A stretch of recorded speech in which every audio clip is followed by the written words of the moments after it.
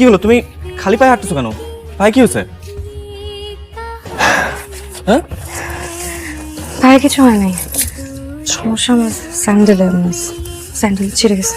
না এটা পড়ো। না না, পরে তুমি বাসায় যাবে কি করে? আর বাবা, মুচির কাছে যে তোমারটা ঠিক করানো পর্যন্ত এটা পড়ো। যে গরম পড়ছে, তুমি এভাবে খালি পায়ে হাঁটলে তো পায়ের চামড়া ঝলসে যাবে। যার করে জীবনটাই ঝলসে হয়ে গেছে, তোর পা ঝলসে রাখে কি বাসা যাবে? আচ্ছা, কি হয়েছে আজকে? আজকে হয়েছে কিছু? আমি আর কুলাইতে পারতেছি না, বিশ্বাস করো। সেলস রিপ্রেজেন্টেটিভের একটা চাকরি করি, কোনো ইনকামই হয় না। এইসব জিনিস বিক্রি করতে গেলে কেউ কিনতেও চায় না। ওটা আমার আর কথা শুনে দেয়। টিউশন করে কয় টাকা ইনকাম হয় বলো? তো আছে না, তুমি আর আমার কয়দিন দেখবা?